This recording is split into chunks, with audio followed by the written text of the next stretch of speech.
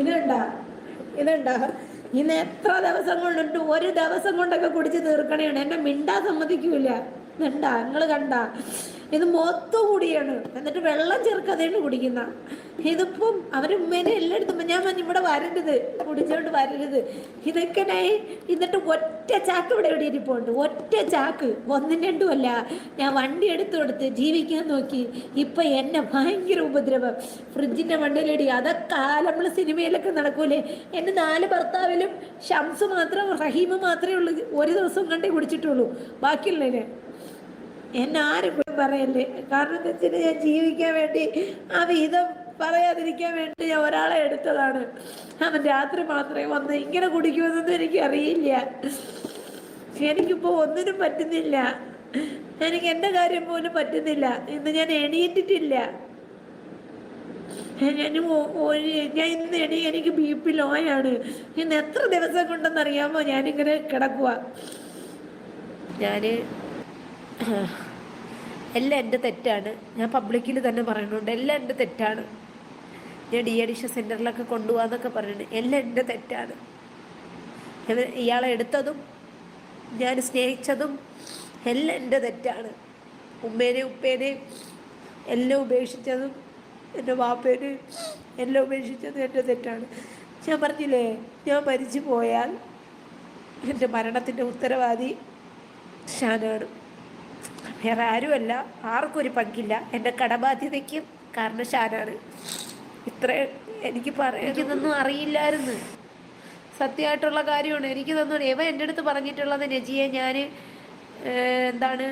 മദ്യപാനം ഒഴിവാക്കാം. എൻ്റെ കല്യാണത്തിന് മുമ്പ് പറഞ്ഞതാണ് മദ്യപാനം ഒഴിവാക്കാം, രാത്രി മാത്രമേ 2 ഗ്ലാസ് കുടിക്കുള്ളൂ. പക്ഷേ ഈ ലൈവ് ഞാൻ ഇന്ന് ഇടുന്നത് ചിലപ്പോൾ എൻ്റെ അവസാനത്തെ ലൈവായിരിക്കും. അവസാനത്തെ ലൈവായിരിക്കും. ഈ വയറിൽ കിടക്കുന്ന കുഞ്ഞിന് എന്തെങ്കിലും ബ്ലീഡിങ്ങോ അങ്ങനെ എന്തെങ്കിലും കാരണം ഉണ്ടായാൽ ഞാൻ പിന്നെ ഈ ഭൂമിയിൽ ഉണ്ടാവില്ല. അവസാനത്തെ വാക്കാണ്. ഞാനിങ്ങനെ കിടക്കുക. ഞാൻ തന്നെയാണ് തലയിലെടുത്ത് വെച്ചത്. ഞാൻ തന്നെയാണ് അനുഭവിക്കുന്നത്. അവൻ്റെ ഭീഷണി കാരണമാണ് ഞാൻ വലയിൽ വീണ് പോയത്. എന്നെ വളയ്ക്കാൻ വേണ്ടി അവൻ പറഞ്ഞ വാക്കാണ് തോപ്പുംപടി പാലത്തിൻ്റെ മണ്ടേന്ന് ചാടുമെന്ന്. ഒരു ഗർഭിണിയായ അടി വയറ്റി ചവിട്ടിയെന്ന് വെച്ചാൽ നിങ്ങൾ ആരെങ്കിലും സഹിക്കുമോ? അറിയാൻ വലിച്ചടച്ച് മക്കൾ ഭയങ്കര വിളിയായിരുന്നു. ആരെങ്കിലും ഞാൻ എന്തെങ്കിലും ഈ കുഞ്ഞിനെന്തെങ്കിലും വയറ്റിൽ കിടക്കണം, കുഞ്ഞിന് സംഭവിച്ചു പോയാൽ വയറ്റിൽ കിടക്കണം, ഞാൻ ഈ ഭൂമിയിൽ ഉണ്ടാവില്ല.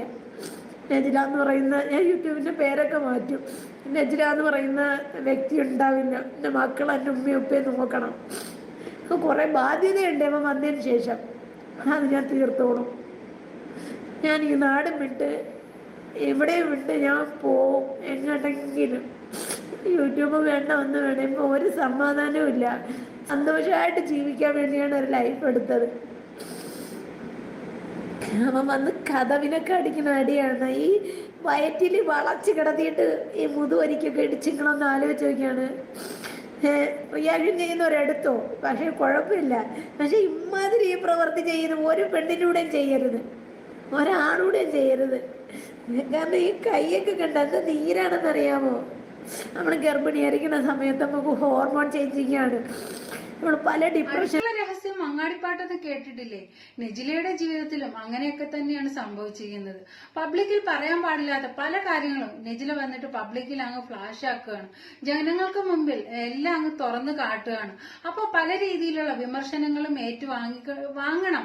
അതിന് അർഹതയുണ്ട്. കാരണം എന്ന് വെച്ച് കഴിഞ്ഞാൽ രഹസ്യമാക്കേണ്ടത് രഹസ്യമാക്കുക തന്നെ ചെയ്യണം. ഷാൻ ഉള്ളത് കൊണ്ട് മാത്രമാണ് മസ്റൂറെ അവിടെ നിന്ന് മാറ്റിയത്. അതിനും കാരണക്കാരി നെജില തന്നെയാണ്. കാരണം അവൾക്ക് ബെല്ലും ബ്രേക്കും ഒന്നുമില്ലാതെ പബ്ലിക്കിൽ വന്നിരുന്നിട്ട് പറയുന്നതാണ് ഷാൻ കുടിയനാണ്, പെണ്ണുപിടിയനാണ്, മറ്റേതാണ് മറിച്ചതാണ് എന്നൊക്കെ വന്നിരുന്നിട്ട് വിളിച്ചു പോകുന്നത് നെജില തന്നെയാണ്. ഇതൊക്കെ കേൾക്കുമ്പോൾ നെജിലയുടെ വീട്ടുകാർക്കായാലും മസ്റൂറയുടെ വാപ്പ റഹീമിനായാലും തീർച്ചയായിട്ടും കൊള്ളും. ഇതിനെല്ലാം വഴിയൊരുക്കി വെച്ചു കൊടുക്കുന്നത് തന്നെ നെജിലയാണ്. ഇനി പോവില്ല. ഇനി പോയാൽ അന്ത്യമാണ്. കാരണം എന്ന് വെച്ചാൽ നിങ്ങളടുത്ത് കാണിക്കുമ്പോൾ ഈ കൈയുണ്ടെങ്കില് ഈ കൈ ചെയ്ത വേലുണ്ട്, ഈ തലേനോടൊക്കെ ഉണ്ടാ എന്നെ അടിവയറൊക്കെ വെപ്രാളം. എന്നിട്ട് അവ ഇരപ്പിച്ച് തുമ്മിപ്പിച്ച് അയൽവാസികളുടെ അടുത്തും പ്രശ്നം ഉണ്ടാക്കി, കണ്ട ആളുകളൊക്കെ ചേർത്ത് പറഞ്ഞ് ഇതെല്ലാവരും അറിയണം. കാരണം എന്ന് വെച്ചാൽ ഞാനിനി മരിച്ചു പോയാലും ഞാൻ അവരമ്മമാരുടെ അടുത്തൊക്കെ അറിയിച്ചിട്ടുണ്ട്, എല്ലാവരും അറിയിച്ച് ഞാനിനി മരിച്ചു പോയാലും അതിൻ്റെ അതിൻ്റെ ഉത്തരവാദി ഷാനായിരിക്കും. കാരണം എനിക്ക് ഈ ഭൂമിയിൽ ജീവിക്കണമെന്നില്ല. കാരണം ഈ 1-2 ദിവസമൊന്നുമല്ല എൻ്റെ ഉപദ്രവം. ഇപ്പം മക്കളെ കൂടെയായി അടി വയറ്റിന് ഒരു ഗർഭിണിയായ എത്ര നീചനാവട്ടെ, എത്ര ഇനി കൊള്ളരുതാത്തവരാവട്ടെ, തറയിലിട്ട് വലിച്ചടിച്ച് ഈ മുതുകൊത്തൊക്കെ അവൻ ചെയ്ത വേല കാണണം.